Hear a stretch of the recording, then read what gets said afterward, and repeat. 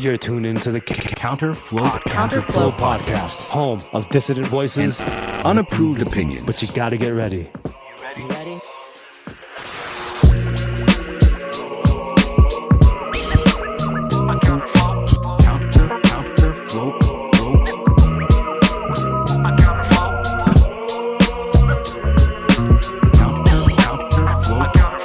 Now here's your host and humble narrator, Buck Johnson.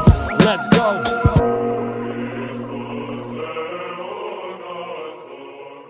What's up, you guys? Welcome back once again to the Counterflow Podcast. As always, I am your host and humble narrator, Buck Johnson, coming to you out of Lockhart, Texas. Happy New Year. Happy Nativity, as on the old calendar, we celebrate it this week as this episode drops. Man, it feels like I've not spoken to you guys since last year. So it's good to be back. And what is the date as this episode drops? Let me see here. Oh, January 6th.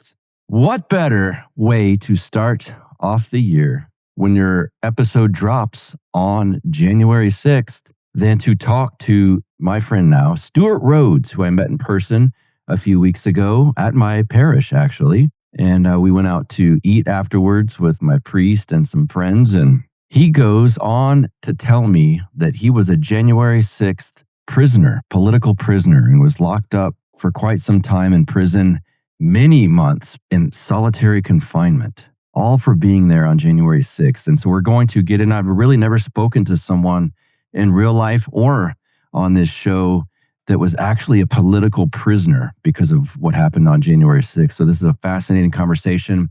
As soon as we sat down and were eating, when I met him in real life and getting into this, I thought, I got to get this guy on. This is crazy. It's crazy what they did to these people. He's the founder of a group called the Oath Keepers. They were providing security that day for a lot of the MAGA crowd. And he was there speaking at one of the rallies. There was many rallies going on that day, as I've learned. And he was speaking at one of them. They were providing security. And then, as you know, some stuff went down. And his name was one of the names that was famous out there, of course, because he heads this group called the Oath Keepers. And bam, they get him, run him through this trial, lots of false testimony, and he's in prison. And now he's out. His sentence was commuted by President Trump, but not pardoned. Why is that? We get into that as well. Without further ado, let's jump in now. For the first time ever on this show, an insurrectionist. Alleged. We'll get to that. Stewart Rhodes, welcome to the show, sir. How are you? What's up, brother? Good to see you again.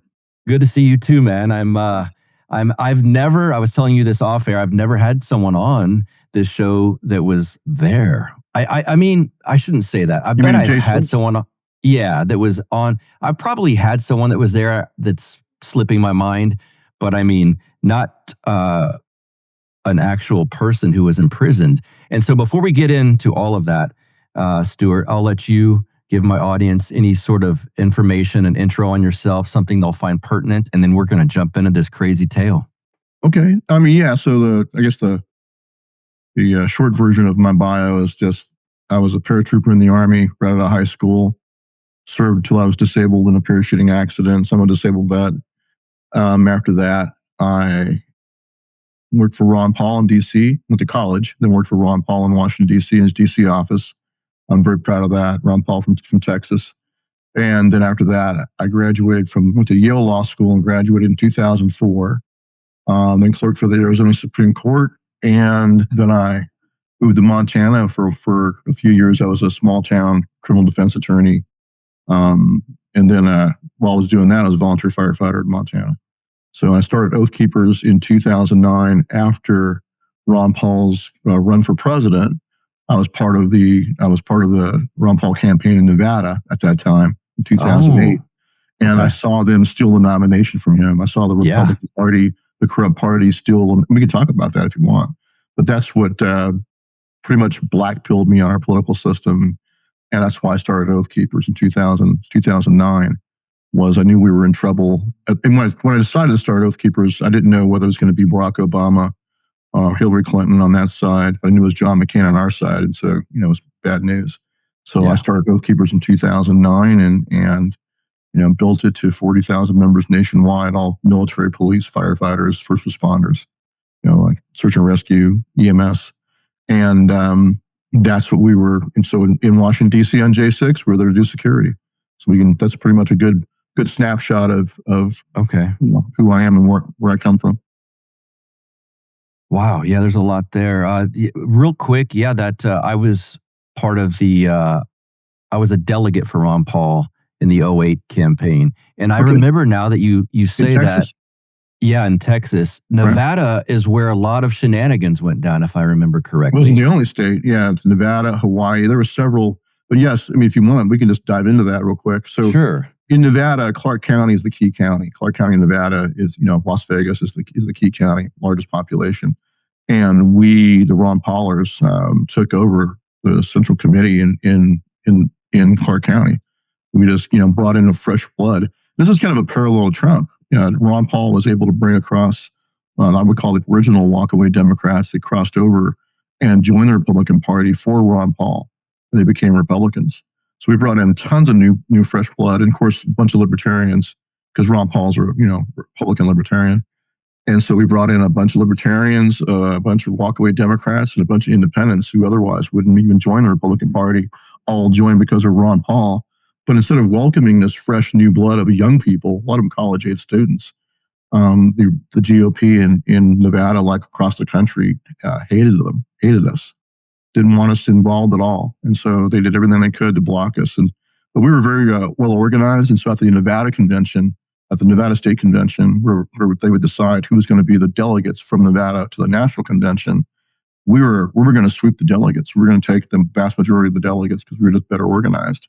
And I was on the platform committee at the state convention, and of course involved in the strategy of taking the delegates. So when McCain camp realized we were going to take the delegates, the current chairwoman of the Nevada GOP, jumped up on the stage and smacked the gavel and said, "Oh, we're out of time. We can't use this room any longer. We're in a Reno casino, a 24-hour casino." So it was complete bull. And we went down to the front desk and said, "Can we keep the room longer?" They said, "Sure, no problem." But the McCain people fled the building to deny us a quorum. They just all left. So we could not have a quorum to continue. And of course, they never reconvened the convention. She said, "Oh, we have to adjourn until a later date. We'll reconvene." They never did.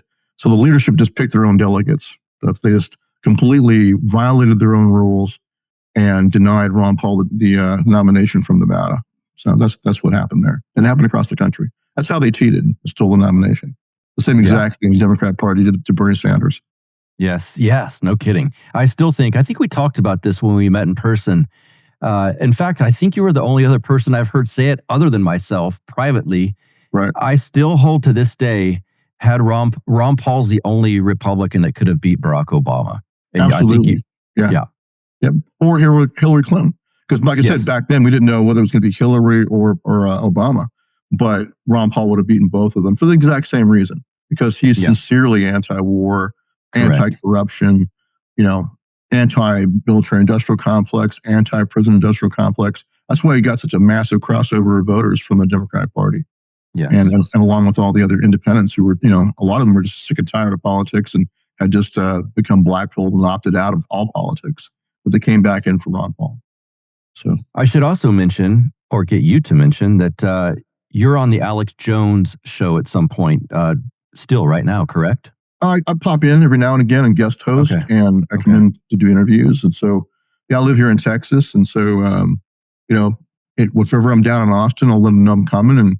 And usually they just have me come on and just jump in. Like I was filling in and guest hosting when Charlie Kirk was assassinated. It was a pretty traumatic day. So the entire crew down there at InfoWars were just all in shock watching this happen. Yeah. So. Well, let's talk about January the 6th, 2021. And I want to, I know obviously you and my audience is familiar with what we'll call like the mainstream normie version, but just to sort of compare insurrection by that Trump led and inspired. Right. Yeah. So I got a quote from Wikipedia, the most non-biased, factual website you could ever find, of course. Right. And yes, audience, I understand Wikipedia is a lot of times BS, but I'm reading this because often it is BS. Yeah, but it's also what a lot of sort of regular people, when they look up something, that's what they go to. And so this is what some people think of or associate with January 6th. And I want to read this. January 6, 2021, the United States Capitol in Washington, D.C. was attacked by a mob of supporters of President Donald Trump in an attempted self-coup. 2 months after his defeat in the 2020 presidential election, they sought to keep him in power by preventing a joint session of Congress from counting the Electoral College votes to formalize the victory of then President-elect Joe Biden. So that's the Wikipedia version. How accurate is that from your experience? Not at all. Okay. I mean, I think just to cut right straight to it, the best way to describe J6 is their attempt to cover their coup. So they committed a coup. It's classic projection and gaslighting. So they committed a coup in 2020. They violated state election laws, which triggered a violation of Article 2 of the Constitution. Made it illegal in state election laws, but also unconstitutional.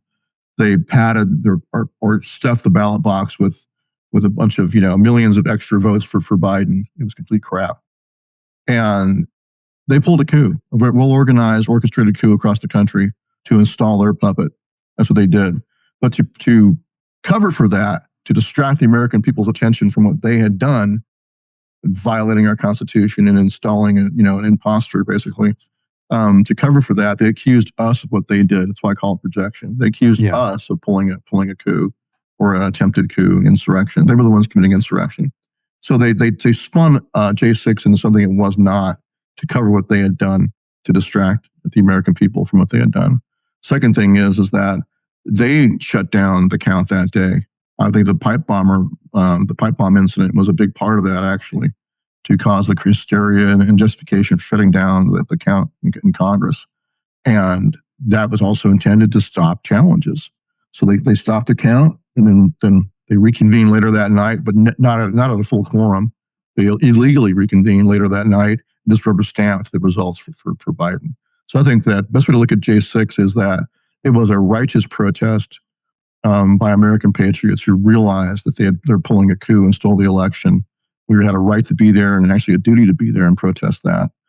They took that righteous protest and they made sure that people got inside the Capitol, made sure that the optics were created they could spin into something it wasn't. That's what happened that day. So they took a righteous protest and they manipulated it for their ends, making sure people got in, making sure that there was some fighting with the police. And how do you do that? How do you get Trump supporters? You're overwhelmingly pro-law enforcement. How do you get guys like that? A lot of them retired cops themselves and military veterans. How do you get them to fight police? You have police use excessive force. That's what happened that day.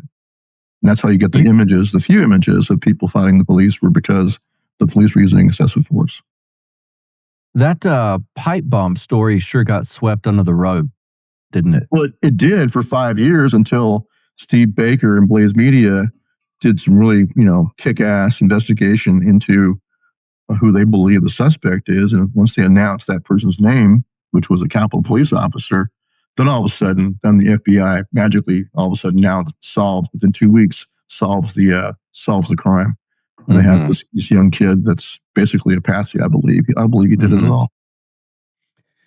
So I want to ask you about your own experience there, what it was like on J6, and how did this sort of lead up? Like, obviously you were aware, like, was it an Oath Keeper thing? Like, you guys are going to go to the Capitol on this day. How did this sort of thing even spring up? No, we were there to do security. We were there to do security for 2 permitted events on Capitol grounds. One was Latinos for Trump, about a block north of the Capitol, right next to the Senate office buildings in a park.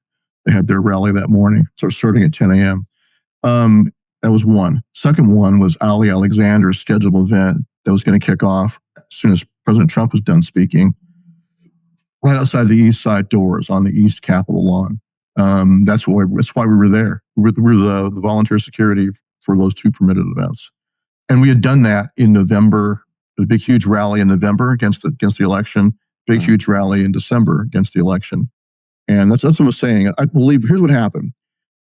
in November and December, you had massive rallies in DC. You had people, massive rally down by Freedom Plaza, for example, in November. And everyone marched to the Capitol for additional protests and rallies on the street between the Capitol and the Supreme Court. And there were speakers on the Supreme Court steps. But because of the massive crowd, 1 million people, the entire grass was filled of the Capitol. The lawn was just filled with people listening to the additional speakers at the rallies near the Capitol. So this is the pattern. In November and December, you had people marching from wherever they were down by the White House, marching up to the Capitol for additional rallies all around the Capitol. You had permitted events all around the Capitol. They put little postage signs, we call them postage stamps, but there's small little stages all around the Capitol. You can reserve one of those, and they'll put the stage up for you, and there you can sit and do your rally on the Capitol grass. So that's what happened in November and December. For example, there was the Jericho March, a bunch of Christians blowing shofar horns, marching around the Capitol, like the Israelites marched around Jericho. And they did that in November and December and January, praying for our country. And we were part of their security team too, part of their volunteer security team. So the best way to look at J6 is, okay, the bad guys saw that pattern of people marching to the Capitol for additional events around the Capitol. They saw that in November. They saw that in December. They knew it was planned for January. There were, I believe, 8 permits pulled for events all around the Capitol on January the 6th. We were protecting 2 of them, but there were other ones. So they saw that pattern. So they said, okay, how can we manipulate that to our advantage? Let's take that. We know the crowd's going to be coming from the Ellipse rally to the Capitol for additional rallies. Let's go ahead and just manipulate that. Let's make sure they get inside. Let's make sure they fight with police, and let's use that against them. Use that for our excuse to shut down the count, shut down challenges. That's what happened. That's the best way to look at it, as a manipulation of the protest they knew was going to happen. So we were there to do security. We'd done that through the entire Trump administration across the country. We protected Trump rallies, like campaign rallies. We weren't official protection for them, but here's the thing about a campaign rally. When you go into a campaign rally, for example, in Minneapolis, we were there for that. A Trump supporter going into a campaign rally has to go through Secret Service to get inside, right? So the Antifa and others on the left that want to attack them know that when they come out of that Trump rally, they're not going to have any weapons on them to defend themselves. So they'll be unarmed. So they would attack them and like hit them in the head with clubs and everything else. This was going on through the entire Trump administration. So we would show up, and we had a lot of retired police officers. About 30% of my membership were retired cops. And a lot of them have LEOSA credentials that can carry anywhere in the country. And for current serving police officers, they can carry anywhere, including in Washington, D.C.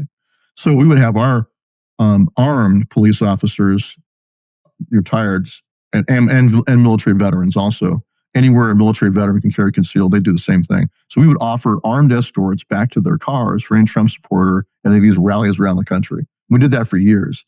So we protected free speech rallies in Berkeley, California, twice, in Portland, Oregon, successfully, in Atlanta, Georgia, Boston, Massachusetts, just all over the place. So we were 100% successful, never had to even use force. We were, knock on wood, but we were successful in deterring Antifa, because Antifa was afraid of us, because they knew that our guys, a lot of retired cops carrying guns, and turns out Antifa doesn't want to die. So they would just back off, and they would never actually close on us, ever, not one time. So it's just so strange. As you'll see, if you do, go through the Google or something, you'll see crap about how Oath Keepers are one of the more violent, right-wing extremist organizations. It's just kind of nuts, because we never had to use force.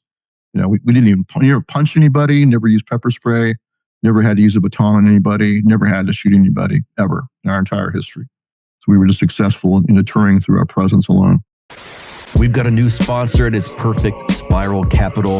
This is the infinity banking concept. Break free from the system. Perfect Spiral Capital helps you build wealth on your terms, outside of the control of the corporate banking cartel and the state-manipulated markets.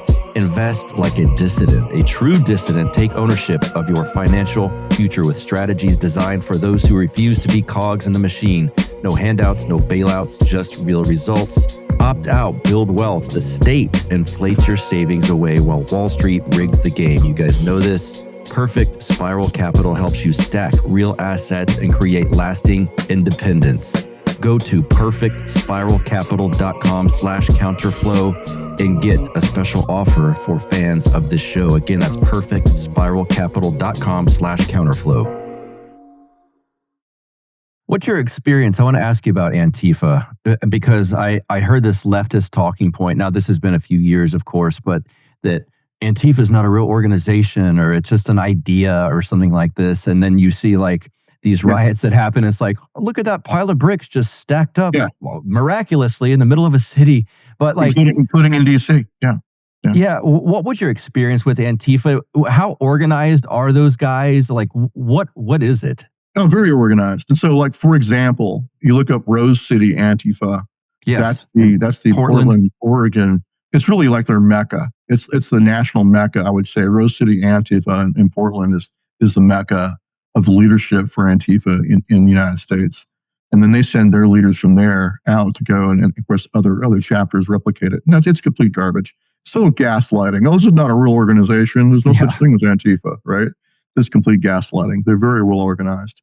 They've got websites. I think one of them is called It's Going Down, one of their big websites. They post up, call to actions for their side to go turn up. Whether it's Kenosha, St. Louis, and just anywhere they want people to show up and commit arson and assault and especially against Trump supporters. They'll put it up on their websites. So it's very organized. It's complete garbage. So our first encounter with Antifa was actually on January 19th, 2017, and then January 20th, 2017.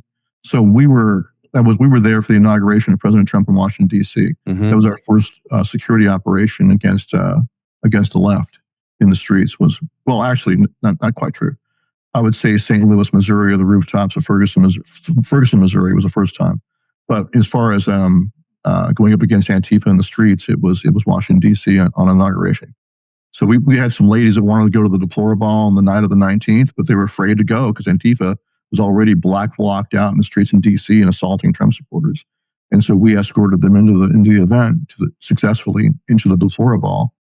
And then the next day, we did that's good. Yeah, that's what we call it. That's what they called it, the Deplorable. Because you have Hillary Clinton calling all Trump supporters deplorables. They just Deplorable. I love it. So we had a Deplorable. So that was our first operation against Antifa in the streets of D.C. And the next day, we did a volunteer escort in the streets of D.C. for any Trump supporter that wanted our help to walk them back to their cars, walk them to their metro stops, et cetera. Because what Antifa likes to do is it'll pick they're a vulnerable person, an elderly couple, disabled veterans walking with a cane. And if they just anyone like that they can terrorize, they'll attack.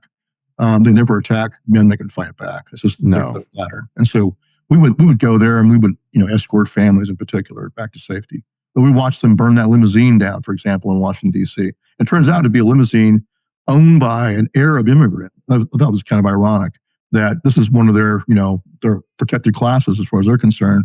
But the limousine they burned down because they were trying to, fight the man, turned out to be owned by an Arab immigrant in Washington, D.C.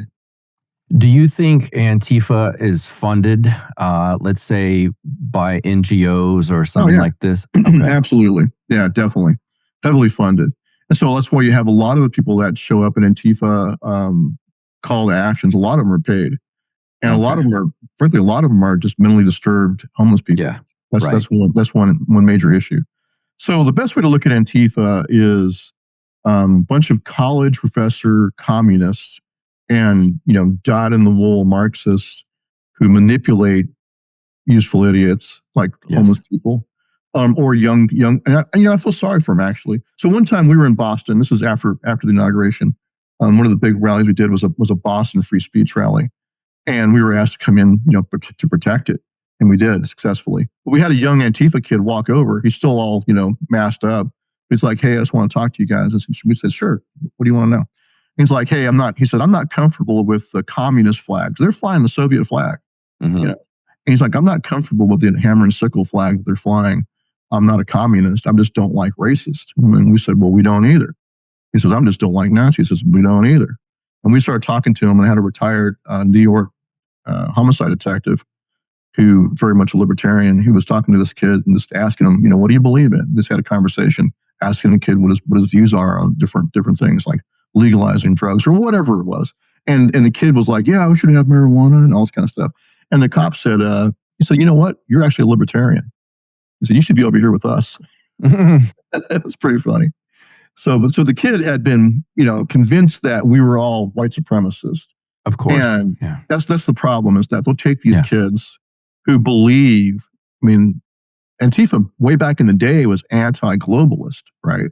That's how they got started. The whole black bloc thing in Seattle years and years ago, long before Trump was even on the radar screen, was they were anti-globalist. And then there was the Occupy Wall Street movement. Yes. Oh, it turns out that in fact, that rally we were protecting in Boston was being put on by guys. We did a research into these people that asked us to protect them.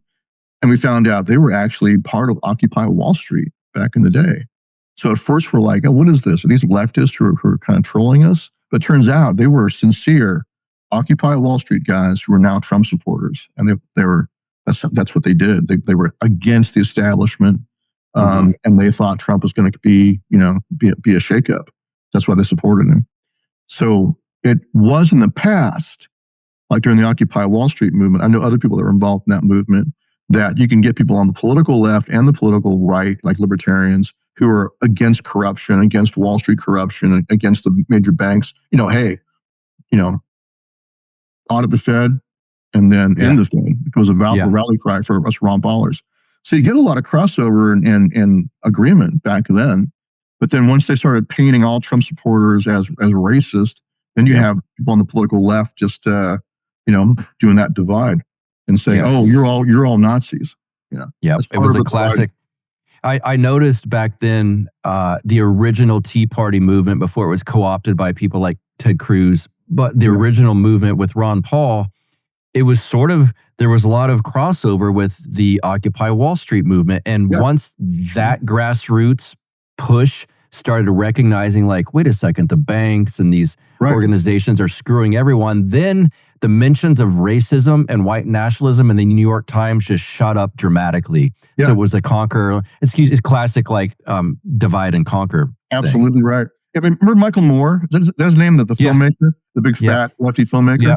Well, he said it in 2016 or 2017.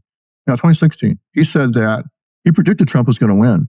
I saw that. He said that Trump is the working class Molotov cocktail against the establishment. That's what he said. He said it's the working class, working man's Molotov cocktail against the establishment. And I think he was right. That's why I think Trump won so handily in 2016 and 2017, because he got a lot of crossover, a lot of walkaway Democrats, or just like I was in a union in Vegas when I was working in Vegas before college. I was in the Teamsters Union, and the rank and file would vote Republican. Rank and file, a bunch of conservative-minded, gun-loving Nevadans. They weren't down with the leadership. Leadership was always Democrat, but the rank and file would vote Republican. So I think it's what happened. So I think there was a massive.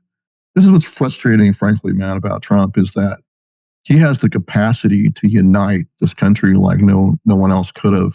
He had a really good opportunity to do that, and it still does right now. But I think it's being squandered, frankly. So unfortunately, I do too. Yeah, there seems like there's been some co-opting of at the top level of. It's like whoever speaks to him with the most flattering terms sort of gets his will, it seems like. But I want to ask you, who speaks to him last? That's the word from Peter Tickton, who's known him for a long time. Yeah, Yep.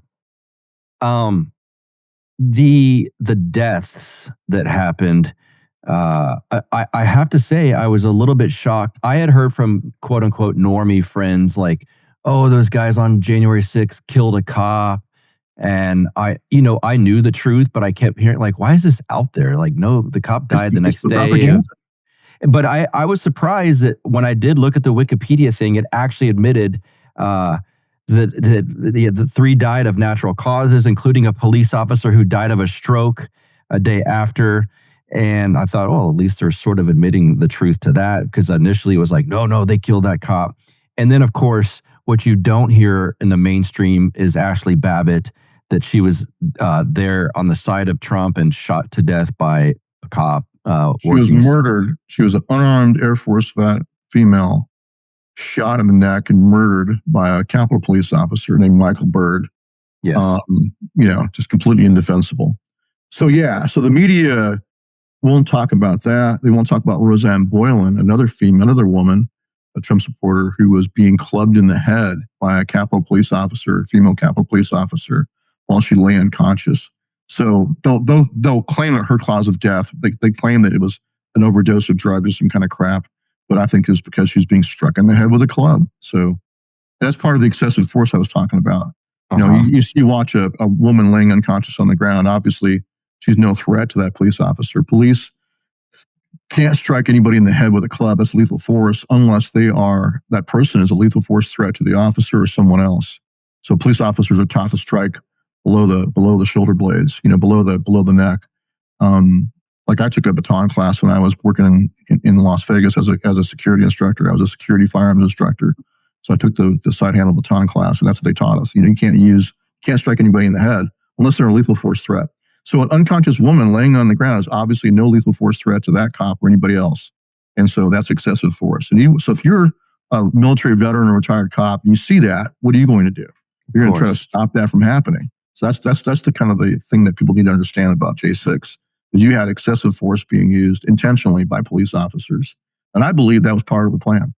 I believe that part of the plan was to enrage the crowd by using excessive force, like shooting people with CS canisters directly in the face. A CS canister is supposed to be shot at your feet to disperse CS, not shot in the face to, as an impact weapon.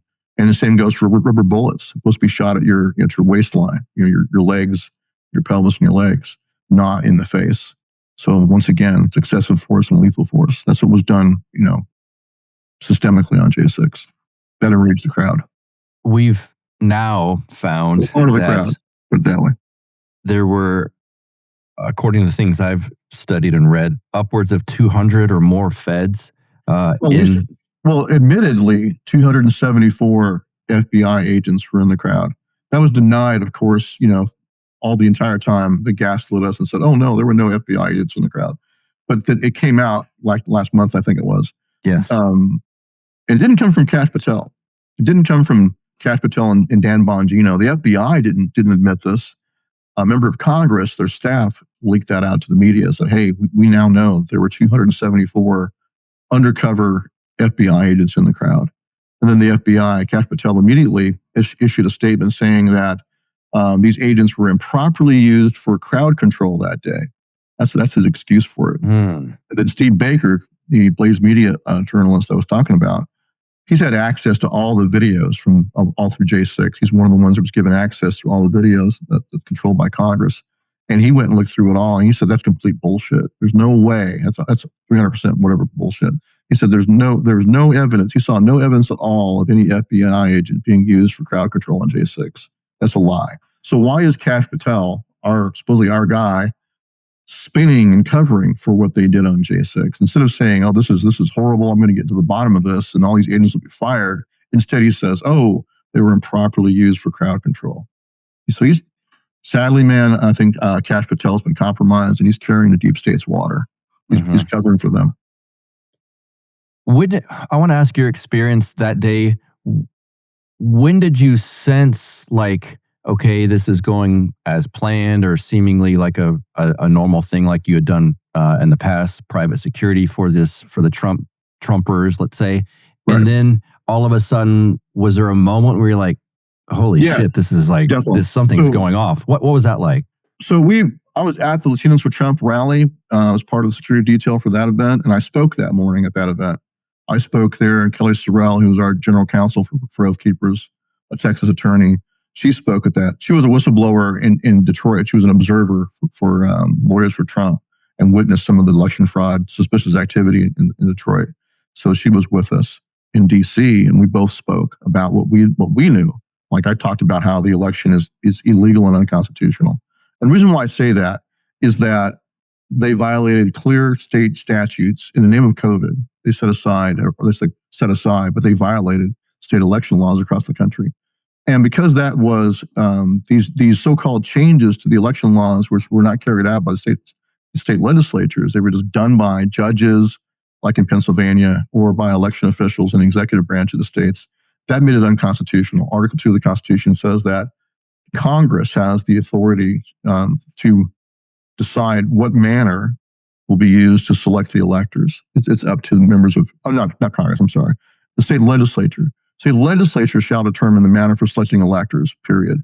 And it used to be that was done by direct vote. State legislatures would get together and they would vote for the delegates for president. So basically, your state legislatures used to pick the president. Then they tied it to a popular vote under state election laws. They would hold elections pursuant to that state election law. They say whoever the winner was of that gets the electors. So that's the problem, though, is that all of that's, however the state legislature wants to do it is constitutional. Okay. So, but that's not what happened in 2020. The state legislatures could have come together in emergency session, even by Zoom, and said, oh, because of COVID, we have to have an emergency session. We're just going to elect our electors ourselves like we used to, because we can't have an election because of COVID. That's what they could have done and should have done. But they didn't do that. Instead, they let judges or election officials do whatever they wanted. Mass mail-in ballots, waiving signature requirements, waiving date requirements, all of that. No chain of custody. These unsecured drop boxes all over the place with no chain of custody, no way to secure it. That's what happened. And that was done across the country. It was done in a very systemic and a very organized fashion. It wasn't just like people across the country, local election officials trying to figure out what to do in a pandemic. It wasn't like that at all.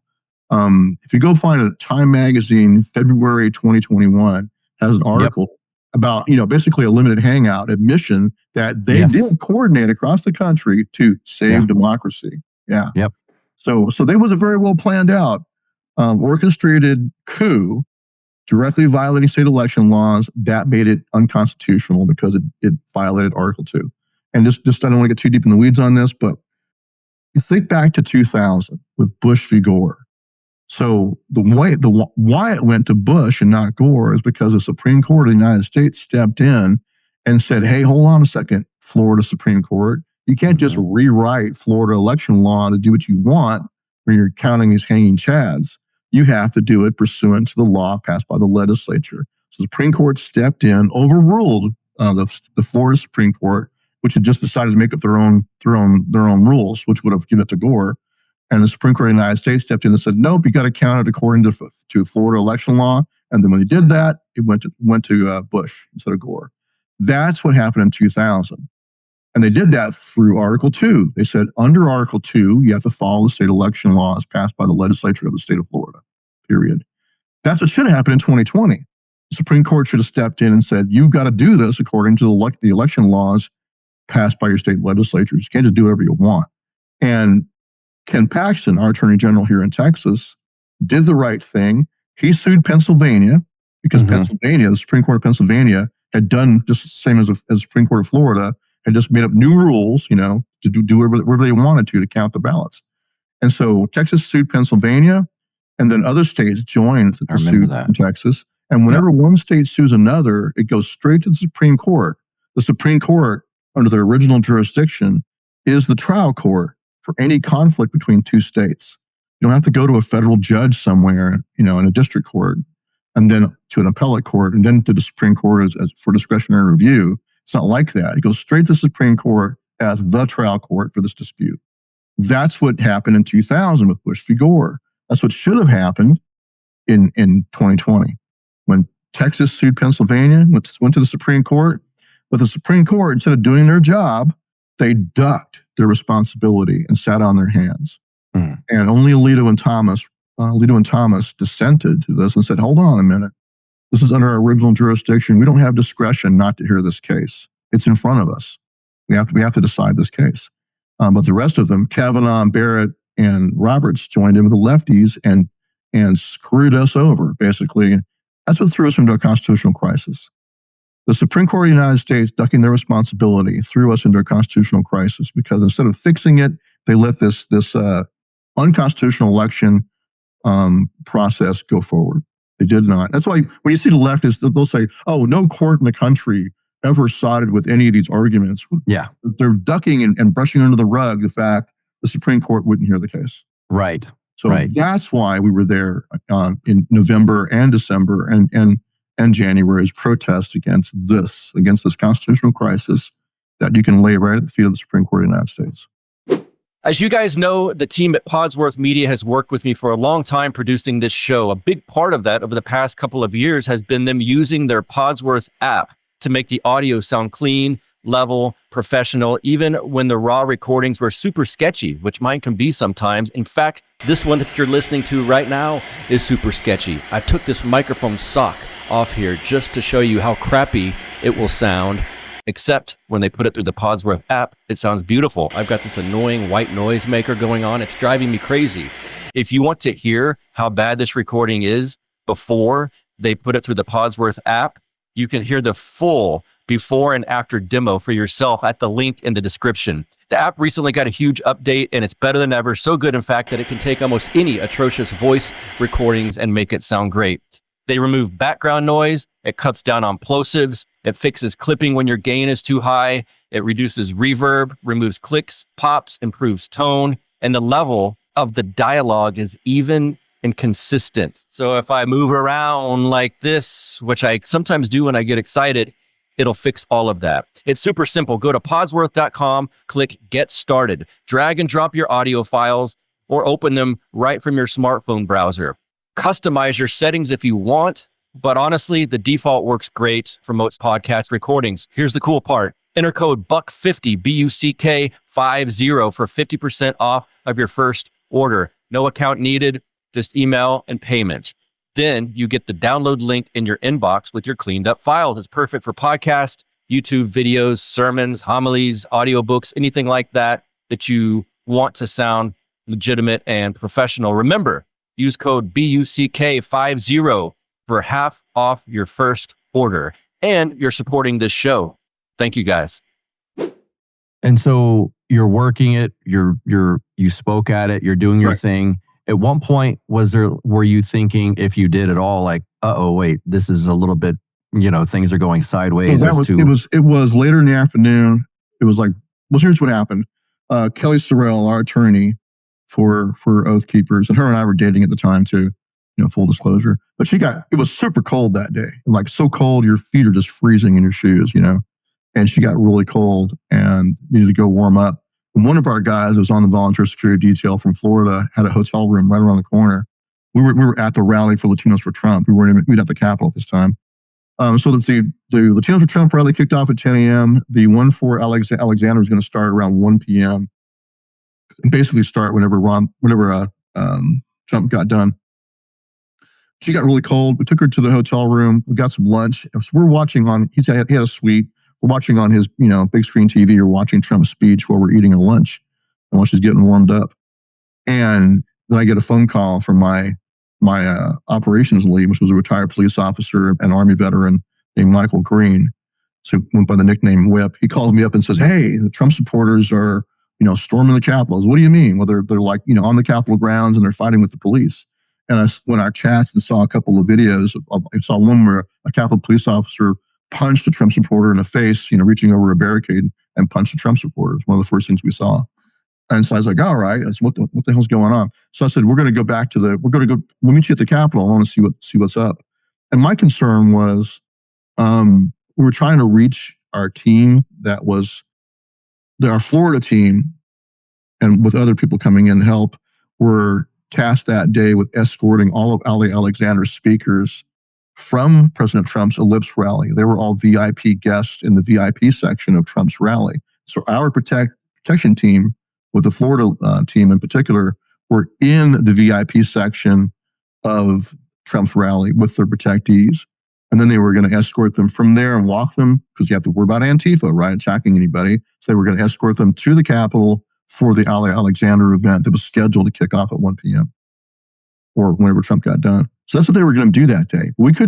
So we saw that there was fighting going on the west side between Trump supporters and the police. We didn't realize that anyone had gone to the building at all yet. But we knew there was fighting going on. We wanted to keep our guys out of that. We wanted to make sure that our guys, just stayed on mission and didn't get involved in what was going on the west side. So I was trying to locate them, trying to call them. I couldn't reach them. And so I went there. In principle, I wanted to see what's going on, but I also wanted to find our teams. And so myself and Whip were both trying to call and reach them and just couldn't reach them because there's no cell phone coverage in DC when this stuff's going on. It's very, very, very spotty. A lot of times because of the overload of all the towers, because there's a million people, but also because Secret Service, wherever the president's at, they're going to be blocking cell phone coverage. It happens. Yeah, happens a lot. So we couldn't reach him. And it's also this massive crowd roar. It's really hard to even communicate. So that's what I was doing. So I'm walking around the outside of the Capitol. I never went inside, but I was on the northeast corner, then I walked to the north side, then I walked to the west side on the very top level, trying to find our guys. But I couldn't see down below. I couldn't see what's going on in the tunnels. So long story short, we're just wandering around trying to find our guys. And then I'm standing back at the northeast corner, and then they finally link up with me. Our security detail that was tasked with protecting the Ali Alexander people linked up with me. Because that event didn't happen. So when we left the hotel room and got to the Capitol, there were no bike racks, nothing in the way, just a bunch of crowd of people on the steps singing patriotic songs. On the east side, it's all we saw. We didn't see any breach. We didn't see any fighting with the cops. It was very peaceful on the east side. And just people singing patriotic songs, and we didn't even realize anyone had gone inside. I didn't realize anyone had gone inside until I saw some Trump supporters coming up a ramp, like from down below on the side of the building, coming up. And I was like, oh shit, I guess they went inside. That's when I first knew that. And then about 15 minutes later, our guys finally showed up. Kelly Meggs was the leader of that team. And they told me, hey, we went inside. And the first thing I told them and said, well, that was stupid. And the reason why I said that is because I know that because we're oath keepers that we'll be targeted by our opponents. Anything we do is going to be, under a magnifying scope for sure. And so that's why I said that. When they went inside, they said, hey, we went inside and we helped police. They helped Harry Dunn, was the most important thing they did inside.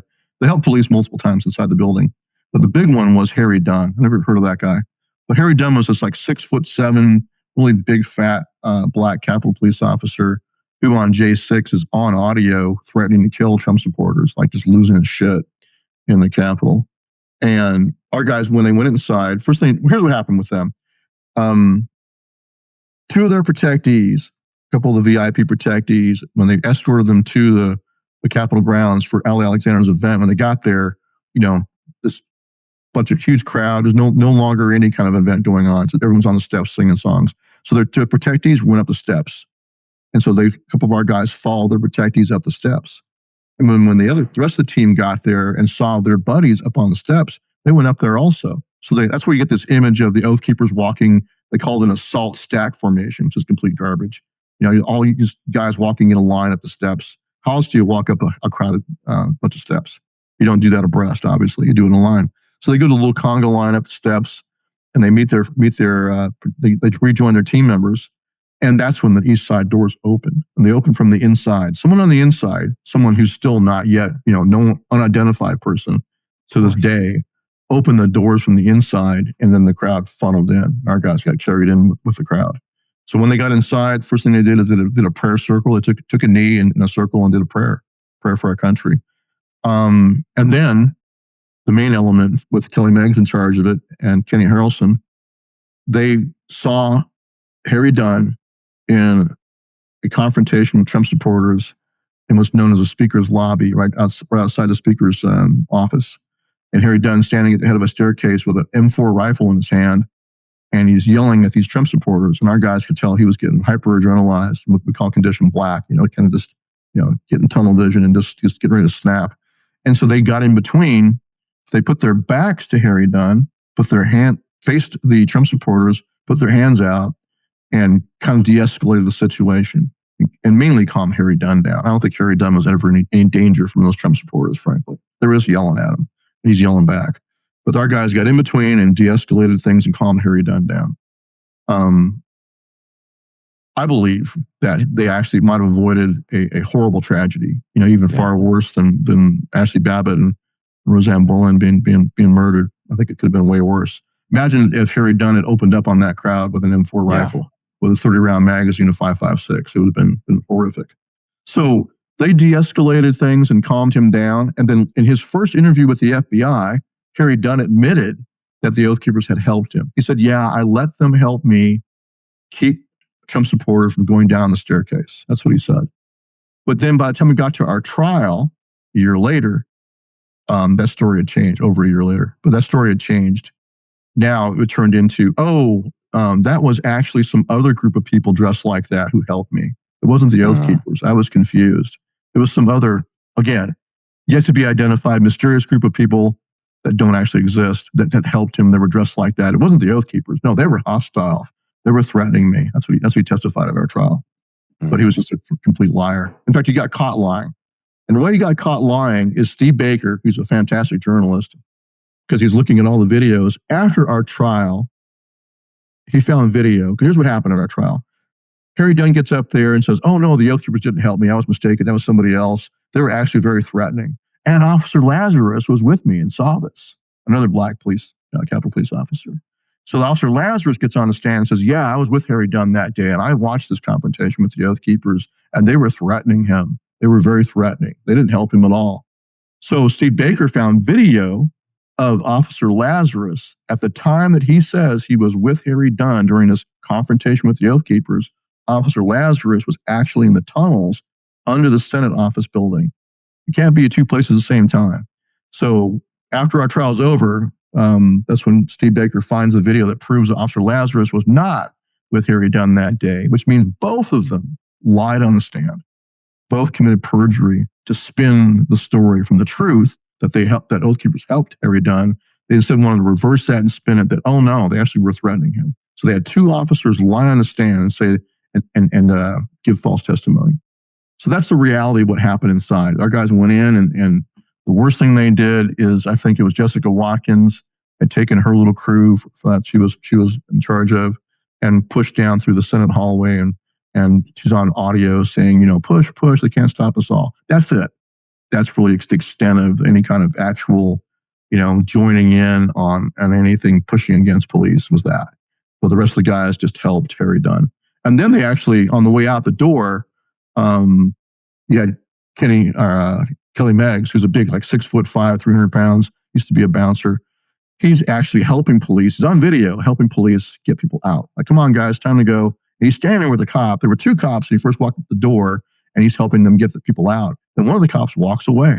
So it ends up with Kelly Meggs teaming up with this other police officer there to get people out the door quicker. So that actually helped. So that's important, because at the very end of all the smoke and mirrors, they were the leaders of the insurrection. That's what you heard all over the news, right? J6 Select Committee said that. Just a bunch of lies. At the end of it, their default to the jury was, their presence inside the Capitol delayed the recertification. That's how they impeded a official proceeding. Is that their presence delayed the recertification or the reconvening. But our guys were helping to get people out faster. So if anything, and of course they avoided a horrible tragedy of Harry Dunn shooting a bunch of people. Imagine how much longer it would have been delayed if he'd have shot and killed a bunch of Trump supporters. So that's the reality versus the spin. The reality is they helped Harry Dunn, helped cops get people out. And there was another Oath Keeper cop, Mike Nichols, retired cop from New York, and his buddy was also a police officer, retired. They actually helped Capitol Police Officer Tariq Johnson. It was on video. You look the video up. So the videographer out in the crowd happened to see this interaction and filmed it. So Tariq Johnson, that was a black Capitol Police officer who was walking around with a MAGA hat on his head, a red MAGA hat, to get through the crowds. He was later fired because he didn't like that. But he was using that to get through the crowds. He walked up to these two retired Oath Keeper cops, and he's on video. Are you guys Oath Keepers? Oh, yeah, we are. They pull out their badges and show them they're retired New York police. And he said, can you help me? And they said, sure. So he had them help him get through the crowd all the way up the steps. He said, we got to get some of these officers out. I want you to help me get them out through the crowd. So they did that. They walked up. They went inside the Capitol with Tariq Johnson. So two retired Oath Keeper cops go in with a current serving Capitol Police officer, help get the other cops organized, and then escorted them back down to the crowd. Because the crowd knows who Oath Keepers are. Mm-hmm. And so when you got two Oath Keeper cops going through the crowd saying, hey, Oath Keepers coming through, the crowd is parted like the Red Sea and let them through. So they helped Tariq Johnson get police officers out of the building and through the crowd safely. I don't believe they were in any threat either, frankly, but just goes to show you that that's what our guys do. That's their default, is wherever they can, they help police officers. But that was not allowed to be shown to the jury. Judge Mehta, the judge in our case, would not let us show the video of the two police officers from New York escorting the Capitol police officers out of the building. They wouldn't allow that to be seen. So when the arrest happened for you, were you anticipating like, oh crap, they're coming for me? Like how? Because I had not gone inside, it made it more difficult for them to charge me. The guys that went inside got charged pretty quick. Okay. But I was still not arrested until January 13, 2022 is when they finally came and arrested me. And what they had done, I believe, is that it turns out they had coerced a couple of Oath Keepers into taking plea deals where they pled guilty to seditious conspiracy, which is the worst charge of all, right?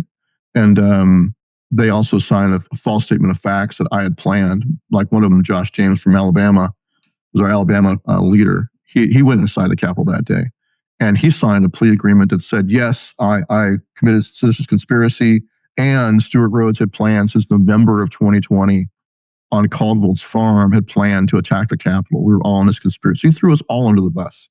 Me and all my co-defendants. He took a deal and bitched out, basically, and agreed to the lie. The big lie is that we had planned to attack the Capitol since November on Thomas Caldwell's farm. So in my trial, my co-defendants were Thomas Caldwell, who wasn't even an Oath Keeper member, just a Navy veteran, retired intelligence guy who had let us stay at his farm back in November.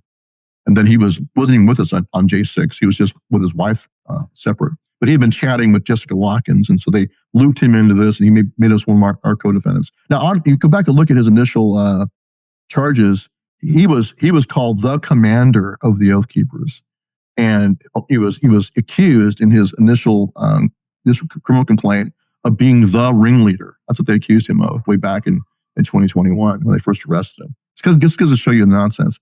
Across the spectrum of all the J6 cases, you'll find many of them where whoever's being put on trial is being told, the grand jury is being told this was the ringleader or one of the ringleaders. They always do that. So Thomas Caldwell was painted as the commander. He was a retired Navy commander. It was his rank in the Navy was commander. And so they said, oh, he's an Oath Keeper commander. So this goes to show you how stupid this is. But they looped him in. It was Thomas Caldwell, Kelly Meggs, Kenny Harrelson, Jessica Watkins, and myself. That was the first batch of Oath Keepers tried. And that's who they used that smear that, the Oath Keepers were part of this plan since the Caldwell's farm. And so the opening argument from the prosecutors mentions Josh James. And no, Josh James has admitted that he's pled guilty to this, and he's admitted that there was a plan and like a conspiracy, but they never put him on the stand, oddly enough. So I think the reason why is they were worried that when he got on the stand, looking us all in the eye, being cross-examined, he might break and admit that wasn't true. He was coerced. Right. So along with the rest of us, he was threatened with life in prison. All of us got the same letter from the prosecutors saying that this is the same as treason, so therefore we're going to ask the judge for life in prison. So they're all being threatened with life in prison, and those of us who were arrested were held in solitary confinement. Like my co-defendants were in solitary confinement since early 2021, as soon as they were arrested. But I was held in solitary confinement from the day of my arrest, January 13, 2022. I spent over a year in solitary confinement. Some of my co-defendants spent over 2 years in solitary. And that's being done, and this is why this is being done. This is being done to break you. Yeah. Yeah, to get you to do a false confession, and the ultimate goal, of course, would have been to put President Trump on trial. Yeah. That was the whole goal. Yeah. Solitary confinement for a year? Over a year? Over a year. Like 15 months I was in. Like I said, my co-defendants, over 2 years. So I got to give props to my co-defendants for being brave and principled people. Here's an important point. They could have gone home. Any of them could have. All they had to do was sign a confession that, like Josh James did. He never did any prison time, by the way. But so all they had to do was sign a confession. As long as you remember the famous line that Ron Paul said. He said, "Truth is treason in an empire of lies." Yes. Okay. So, and lies, in the corollary to that I would add is lies are loyalty. So if you're willing to participate in the lie, like Josh James did under threat of life in prison, he agreed to, yes, I'm guilty of seditious conspiracy, and we're all in this conspiracy together. If you go along with a big lie, you'll be rewarded with no prison time. So Kelly Meggs was told directly, if he would sign a statement that I told them to go inside the Capitol, if he would agree to roll over on me and sign that, he could go home. He would have been just like Josh James. He didn't have to do any prison time. So, but he didn't do, to his honor, he refused to do that. And so did the rest of them. Jessica Watkins, Kenny Harrelson, and Thomas Caldwell all refused to do that. So I got to give them props. Yeah, no kidding. I mean, that's a tough situation, man. A lot of people would break in that. Well, and I could have gone home too. I would have had to have turned, because I was the founder of Oath Keepers and national president of Oath Keepers. So I was the top of the pyramid of Oath Keepers. But if I had turned on President Trump, so they ultimately would want is for me to say that President Trump told me to have my guys go inside. That was what they were building up to. Did you have face-to-face communication with President Trump ever? Never. But the allegation from the very beginning, the whole point was to, like I said, project onto us what they had done, accuse us of an insurrection to cover what they had done, like a Reichstag fire. Yeah. The history of the Reichstag fire. Yeah. So that's A, cover what they had done, but B, build up a case for Trump. And I knew early on, right after J6, this is all about stopping him from being president again. And the reason why I knew that is because Benny Thompson, that's the member of Congress from Mississippi who later on co-chaired the J6 Select Committee. Remember him, Benny Thompson? I don't remember him, no. Okay, so Benny Thompson is a member of Congress from Mississippi who ended up being the co-chair, along with Liz Cheney, of the J6 Select. Oh, yes. Yeah. Now that you pair it with her, I do Thompson remember. And drawl, Mississippi drawl, kind of pretends like he's just a Mississippi boy, Yeah. So Benny Thompson on February 16, 2021, was the lead plaintiff in a lawsuit filed by a bunch of members of Congress in D.C.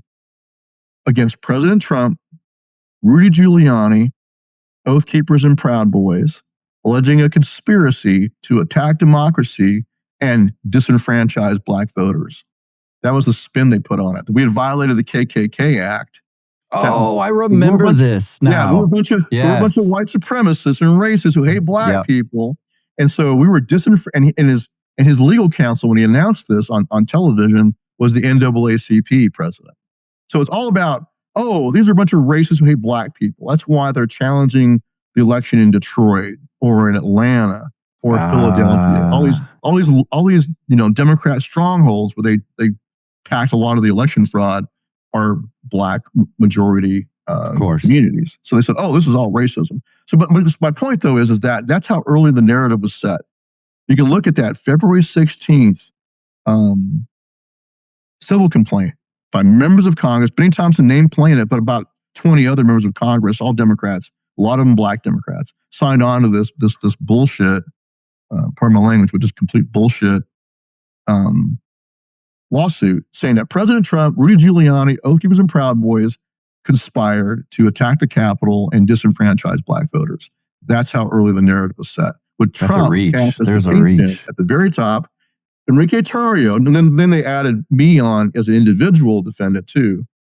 And this lawsuit's still going on right now. I've got interrogatories I got to go answer now for the same friggin' lawsuit.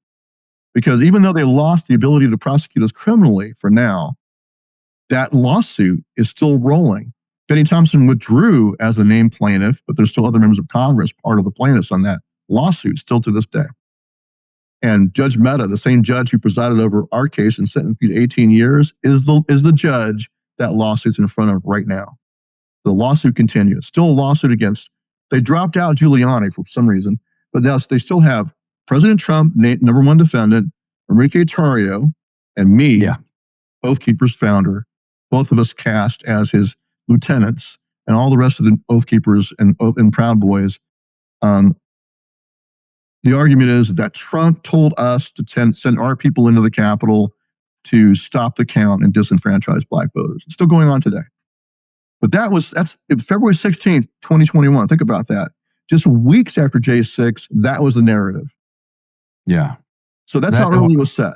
Yeah. Everything else is kabuki theater to arrive at the predetermined destination, which is Trump in a jail cell, a prison cell for insurrection.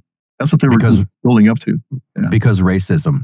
It's crazy. Well, that's an excuse. But what their goal was, this is why I said, I told my friends, and even before I was arrested, it's like, man, they're going to come after Trump. This is all building up to President Trump. And they're like, no way, because no president's ever been indicted for anything in our history. I said, well, this is, we've crossed the Rubicon, guys. They're gonna indict him. I told my lawyers that too after I got arrested. It's like, they're gonna indict Trump. Oh no, that'll never happen. And look what they did. Jack Smith was brought in, and they were indicting Trump for J6 too. If he had not won the presidency, I believe he'd have been put on trial and found guilty and be in prison. Did you say you were given 18 years for this? Yeah. So here's the thing. Back to my point about what Ron Paul said about, lies. Truth is treason and empire lies, and lies are loyalty. So when I got up on the stand, I testified at my trial, at our trial, and I looked the jury right in the eye and told them that election was stolen. I said, here's why. I laid it all out. They violated state election law. That triggered a violation of Article 2. It's an illegitimate stolen election. I didn't back down an inch, And I said, we were there to security. I just laid it all out. Because, they used my political speech. That's the thing. At the end, they had no evidence of a plan, no testimony of any kind of organized plan. They just said, there was an implied agreement to obstruct. At the end, they basically told the jury, when they walked up the steps, and the judge instructed the jury that you can infer an implied conspiracy, which is an unspoken conspiracy, to have been formed in their minds as they walked up the steps. And you can use their free speech to infer that. So all their free speech, bellyaching about the election and calling Biden an imposter and I call him a Chicom puppet. I wrote open, in fact, I wrote multiple open letters to President Trump in November and December and January, urging him to invoke the Insurrection Act, urging him to seize machines in the states and proof of election fraud. I also urged him to use his power of declassification to do a mass declassification exposure of all the dirt held in the files of the CIA, FBI, NSA, et cetera, on the elites. That's how they control them. I even said, this is what Epstein was doing. He was doing a Mossad and CIA blackmail operation for the intelligence services to control politicians. That's what they do. And I just called it all out. I said, Biden's a Chicom puppet. That's what he is. So they used all that against me at trial. And so all my free speech, my co-defendant's free speech, anything we said about the election was shown to the jury as support for the jury being able to find that there was an implied conspiracy. So that's what they did. But no testimony of any actual plan. Just, hey, they didn't like Biden, and that's why they were there. And so when they went inside, you can find them guilty of obstruction of official proceeding and seditious conspiracy just based on that. That's what the jury did. Well, one of my frustrations with some libertarians is that libertarians sometimes have this philosophy or theory that the government's a bunch of morons and they can't do anything right. They just excuse my language, their way through life. But when they want, my point is, when they want to do something, they can do it. And they're coming after people like you. Notice all the Epstein stuff. Oh, it's a hoax, or it's just, this stuff gets let go. But my goodness, you provide security for a MAGA crowd at this January 6th thing. And Stewart, they come right after you. Here's one way to look at this is that only Oath Keepers or Proud Boys, only members of those two groups were charged with seditious conspiracy. Nobody else. No matter how violent they might have been that day, how many fights, whatever. Only the members of those two groups were charged with seditious conspiracy because we were the designated poster boys or designated patsies for J6 from the very beginning. That's why I bring up that lawsuit by Benny Thompson. That was the narrative. Trump told Oath Keepers and Proud Boys to attack democracy. They led the charge. They led the mob. That's the conspiracy right there. That's the manufactured conspiracy. You put Trump on the top of like a cherry. All I had to do, and Enrique Tarrio was actually, they put a piece of paper in front of him saying, we want you to sign this. It says, Trump told me to go inside the Capitol. And they told him, if you sign this, you can go home.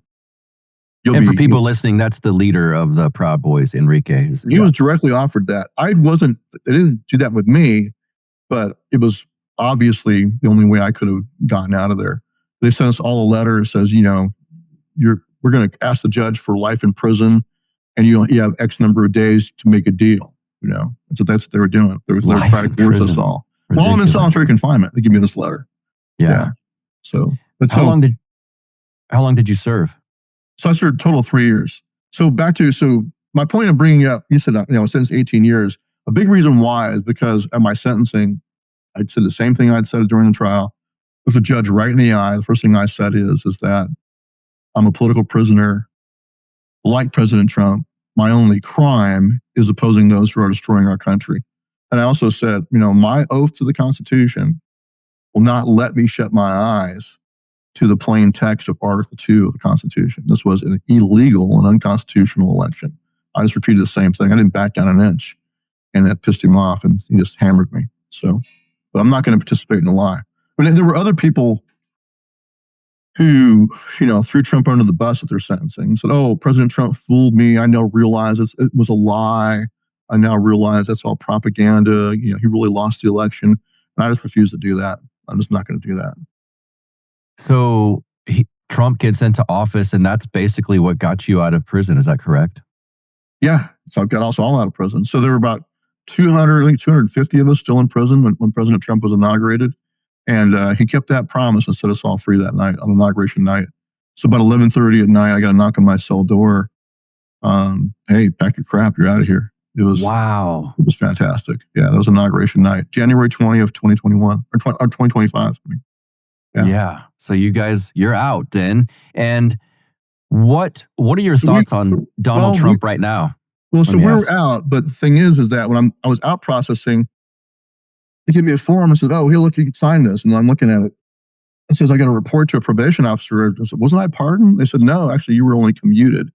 You got a commutation." So commutation means that your sentence is reduced to time served and you're set free, but you're still a felon. You're still technically right. Okay. Yeah, you're still a convicted. I'm a convicted felon seditionist still to this day. Yes. Because I didn't get a pardon. I got only a commutation. We don't know why that happened. But that happened. Once again, that happened to only Oath Keepers and Proud Boys. There was a total of 14 of us. Now it's down to 11 that were commuted, not pardoned. We still don't know why. But I suspect what it is that someone in the Trump administration, they have a lot of stay-behinds, a lot of bad people that are still in there in the DOJ. But I think there's someone in his circle that convinced him, "Oh, these people really, really did something that day. We should look at these on a case-by-case basis because they were so egregious or whatever." So I believe there's someone that wants that false narrative to live on. That, oh, they didn't get a pardon because they really were up to something. You'll even see that. If you go look around the web, you'll see, "Oh, he didn't get a pardon. He must have been doing something real that day." So I think that's part of they want that false narrative to continue. So we're still asking for a pardon right now. We put in petitions for pardons, and we're hoping, and hope, God bless, God willing, we'll get a pardon soon, I hope. Well, maybe, I don't know how honestly you can answer this then, considering what you just told me, but what are your thoughts on President Trump? Hey, I got a duty and responsibility under my oath to speak the truth. Okay. I'm not gonna self-censors because I'm waiting for a pardon. I think he's gotten off track. I think it's tragic. I think he's squandering a massive opportunity to unite American people. And what they really want, what the American people across the whole political spectrum want, is an end to corruption. And I think the Epstein files is at the epicenter of that. I do too. I think that was horribly mishandled. I think just like the first term. In his first term, he had guys like Bill Barr as Attorney General and other deep state tools manipulating him and basically running the clock out on him, distract him. That's what they did the first time. They put him on the defensive. They tried to impeach him, put him on the constant defensive, and then distract him and run the clock out. I believe the same play is happening again. That's the play, is to run the clock out, distract him, like with this war in with Venezuela or whatever. Big time distraction for a president's foreign policy. It's easy to distract him with that, but not actually go. But he was elected back in 2016, 2017. And again, now, I believe he was elected 3 times. He won all 3 elections. But we put him in office to take the deep state down, to drain the swamp. And that's what he's there for. Of course, secure the borders, all that. But none of that's going to matter if you don't take the deep state down, because as soon as they come right back into office, they'll just open the borders again and the invasion will continue. So it's his number one, job one, is to defeat the deep state. And he's not doing it. He's not doing that. And about 6 months in, 4 months in. The first 3 months were great. Doge was fantastic. We're looking forward to some indictments. Then this didn't start coming. I was like, hey, this is something doesn't smell right here. And people were like, oh, it takes time to get indictments. I was like, what are you talking about? We were being arrested. There were not for you, right? Within days. Yes. Days. Yeah. So, and definitely within weeks.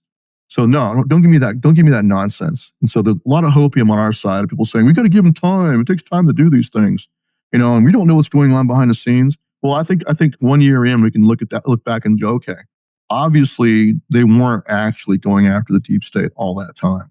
And some big indicators with the fiasco of how the Epstein file thing was handled was terrible for Trump and wasn't getting at the truth. And you got him fighting against members of Congress who want full disclosure, like Marjorie Taylor Greene. So he's being tricked into believing this is some kind of, I want to give the benefit of a doubt, but he's being tricked into thinking, well, the Epstein file, it turns out, was really just a big bunch of nonsense and a hit job against you. That's how it's being spun, I believe, by the deep state. I think the deep state is covering for what it really is and trying to get Trump to think it's just a bunch of nonsense so he will fight against its release. Because he had the absolute power to declassify and expose anything he wants. Yep. I encourage him to start with the Epstein files. I really did it back then. Yeah. You obviously don't have a lot of faith in Dan Bongino and Kash Patel either? Zero. Okay. No. I think, like I brought up what Kash Patel said about the 276 FBI agents in the crowd. Not only did he not fire any of those agents, he didn't fire any of the agents that persecuted us all over the country. Like 5,000 FBI agents, I believe, were tasked with going all over the country and arresting us, J6ers. I think 1,500 people were indicted and arrested at one point. And then intimidating all our witnesses. So like we would announce a witness and boom, they get indicted. That happened to Kelly Sorrell, our attorney. She was not indicted until right before our trial. Oh, actually, no, it was during our trial. We were going to call her as a witness, then bam, they indicted her. And then after that, she lawyered up and was going to plead the fifth. So we didn't put her on. We didn't try to put her on the stand. All she would have just gone up there and pled the fifth and walked off the stand because she's being threatened. So that's the pattern. But yet none of those agents were fired. In fact, none of the rank and file agents got fired until it was disclosed that members of Congress were being surveilled unconstitutionally. Of course. Then they can do something. Yeah, of course. Yes. So you can violate the rights of the American people all you want, and Kash Patel and Dan Bongino won't do jack about that. But if you're a member of Congress, then they'll get pissed off and fire somebody. So no, I think calling Kash Patel and Bongino clowns is actually too much, giving them too much credit. I consider Kash Patel an outright traitor to this country. I really do. And I think Bongino, by his failure to open his mouth and speak the truth, becomes an accessory to that. He's not quite as bad as Kash Patel, but he's right there with them. Because I watched both of them, that first interview they did with Fox News. Yeah. And I was like, what happened here? It's like Invasion of the Body Snatchers. Where'd they go? Yeah, the guys we thought were going to go in there and shake things up and purge the FBI of all the bad guys and close down the Hoover building, they disappeared. Yeah. Instead, you had two apologists for the FBI sitting there going, oh, Epstein really did kill himself. Yeah. Oh, no kidding. Right. And then the Butler investigation into the attempted assassination of President Trump. Oh, that investigation's been closed because the shooter's dead. That's what they said. Yeah. The investigation's closed because the shooter's dead. It's like, what? What kind of investigation is that? How do you know he's a shooter? You haven't investigated whether he's a shooter. I mean, how do you know he's the only shooter? How do you know it wasn't a conspiracy with him as the patsy? How do you know he wasn't put up to it? You haven't done any of this investigation. It's just complete garbage. And it only got worse, like the covering up what the FBI was doing in the crowd that day. How do you explain that? Oh, and the other one they did, Kash Patel gave awards, like medals of recognition of bravery or whatever the fuck. Pardon my language. But he gave awards to the HRT team members who were involved in the murder of Lavoy Finicum, the rancher from Arizona who was killed in Oregon during the Malheur occupation standoff. Remember that? He was ambushed. Basically, they did a blockade in the snow. He was trying to drive along with Ammon Bundy. And this the Bundy stuff. He tried to drive up to a meeting with the sheriff, and it was a big, like a public meeting with the sheriff can happen in another county. They were going there to go talk to that sheriff, and the FBI and along with Oregon State Police put up a roadblock. So Lavoy Finicum tried to go around the roadblock and he hit a big pile of snow and got stuck in the snow. Then you see on video, they show video of overhead footage from a helicopter of him getting out of his truck and then reaching into his coat like he's going for a gun, and then he's shot by Oregon State Police. But what wasn't known to the public at that time was right before he went into his coat for his handgun, the HRT had fired at him like multiple shots. And these are, cracks. A lot of them are ex-Delta, ex-Navy SEALs, Special Forces. They're very skilled. They don't miss. It was very unlikely they would miss that close range. But you had shots fired, I believe, over his head or past him to make him go for his gun. Then they can do it. So after he was killed, what turns out what happened is as a Oregon State police officer blew the whistle that the HRT had fired shots. Then they went and picked up their brass to hide the fact that they had fired shots. And we would never have known any of that, but a good guy in Oregon State Police blew the whistle on that, exposed what they had done. So they murdered Lavoy Finicum. They made him reach for his gun to make sure he got shot that day. Then they tried to cover it up by picking up their brass. They fired at him to make him go for his gun and then tried to hide it. But those officers who did that, those FBI agents who did that on the HRT, Kash Patel gave them a award for their service. A very public ceremony of like four of them standing there with Kash Patel and Dan Bongino. I think he was there too. So no, Kash Patel has become the deep state's bitch. Yeah. And all he's doing is carrying their water. It's as though Trump was never elected. It's as though the Biden administration were still running the FBI. No one's been purged, no one's been fired, and that kind of crap. They're going right along with the narrative across the front on all these things. So, and the same is going on in the DOJ. Look who's in charge of the pipe bomber investigation. What's her name? Ballantyne? That's her name. One of the lead prosecutors in the persecution of General Flynn, and also a lead prosecutor in the persecution of the Proud Boys.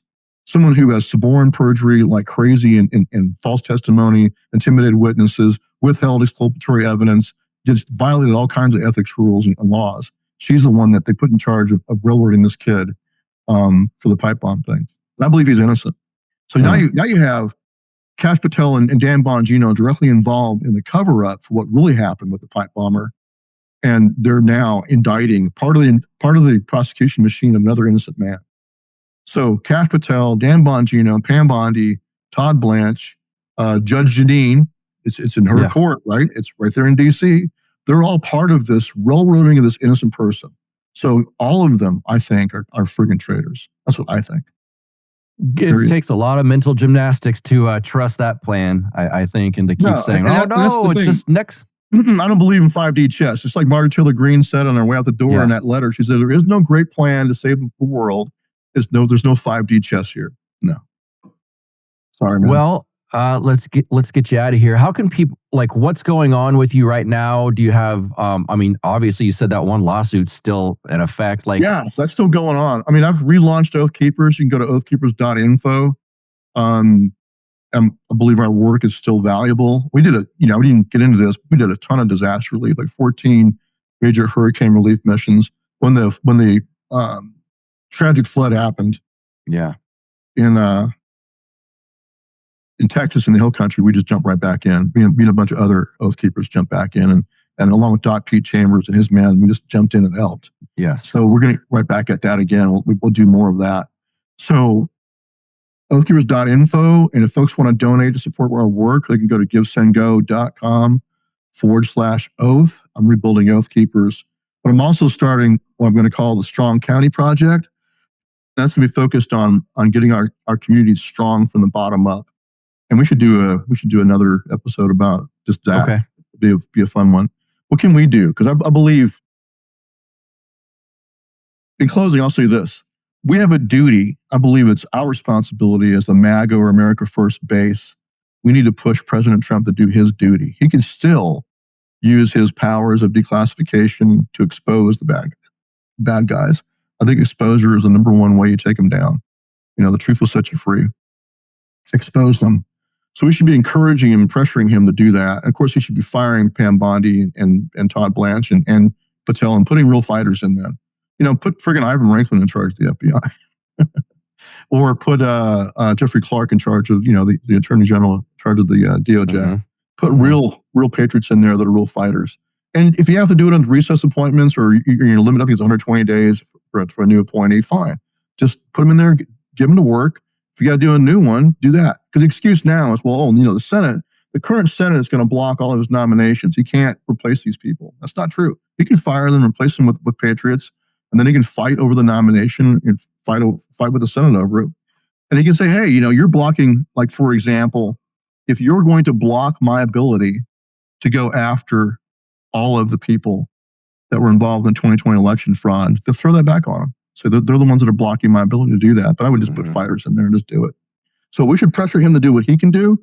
But on our side, we have to get ready. We have to do what we can do. Because I don't like what I see coming from Palantir. I don't like the influence that Peter Thiel of Palantir has through J.D. Vance over the Trump administration. It's another huge problem. And they're building a massive surveillance state inside the United States. It's being built right now under Trump's nose. Palantir is doing that right now. All these data centers being built across the country, supposedly for AI, they're going to be used for mass surveillance of the American people. And digital ID and programmable digital currency are coming right now under the Trump administration. This is one of the sad things that in our history, like with the Patriot Act back in the day during the Bush administration. Now, I was a first-year law student at Yale University when that happened.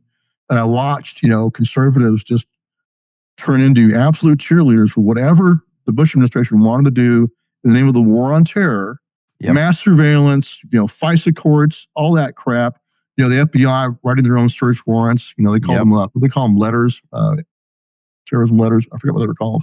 But just in other words, do whatever you want in the name of the war on terror. And so under the political right, under a Republican, they'll pass all this crap, creating DHS, centralizing more power, mass surveillance, NSA surveillance. All of that's done under a Republican in the name of fighting terrorism, and then it's turned on us when the Democrats come in. So this is the repeat pattern. Bingo.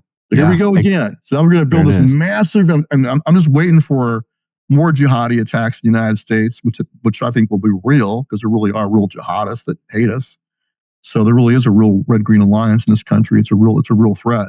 But then they'll take that, and when that happens, they'll say, oh, well, the answer to that is we need mass surveillance, gait recognition, facial recognition, cameras everywhere. If you want to be safe, Americans, you got to give up some of your rights. And now you see overt calls for the First Amendment being suppressed or limited in this country, right? You've seen that, I'm sure. Oh, yes. That's coming. Yeah. You better not speak like an anti-Semite or you are done, sir. Yeah, that's what I would. Because that was what's his name? Shlomo, the Israeli version of the NSA. This guy was their leader. He's on news the other day saying that Americans need to curtail the First Amendment in order to win the AI battle. So that's part of their excuse, but I believe terrorism is the other excuse. So it's not looking good. So we have a responsibility. I believe that we have to make sure that we're as strong as we can be at the local level. Like in your town or your county, it should be no friggin' surveillance cameras. That should be a hard line, because we know what it'll be used for in the future. It's going to be used for Chinese social credit score style surveillance and manipulation of us. And we should be using local banks, local credit unions, cash, silver and gold, barter. We need to be setting up, our resilient microeconomies with your own rancher that provides your beef, your own farmer that provides your food, that you can transact with in cash or something outside their system, because they're going to give you a so-called solution that's going to be basically, like I said, Chinese social credit score style. So that's where we're headed. That's just the truth. And you only need to be worried about that if you're a terrorist. I remember that with the Patriot Act. What? Who cares if they spy on you? You're not a terrorist, are you? Oh, yeah.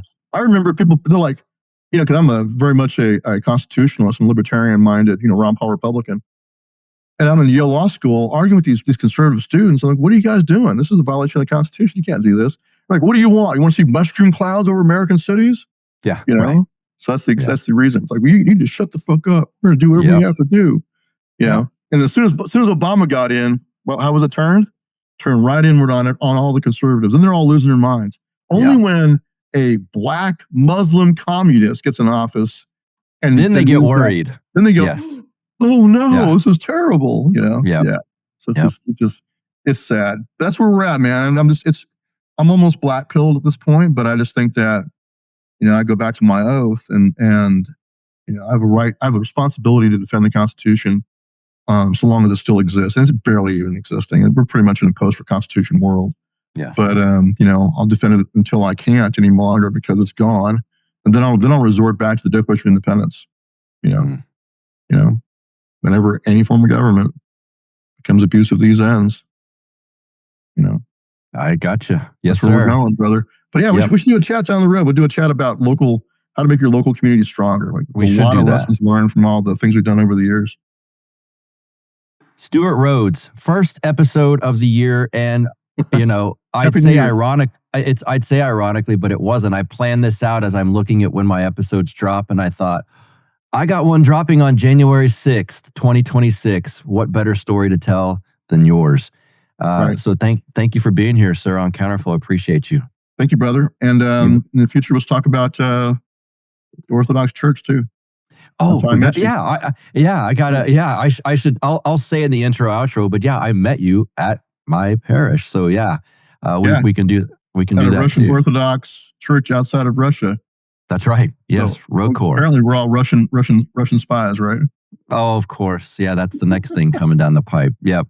Stewart, thanks for being here, buddy. We'll talk soon. Wow, brother. God bless you, man. All right, next week, guys, it's a big one.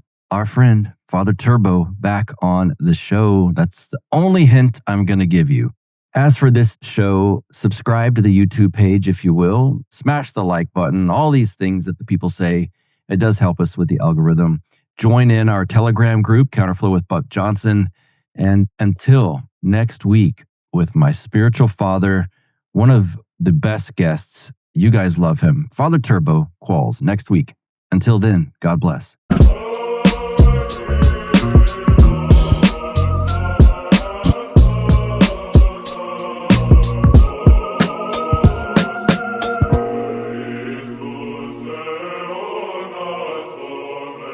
Like the sound of the Counterflow podcast?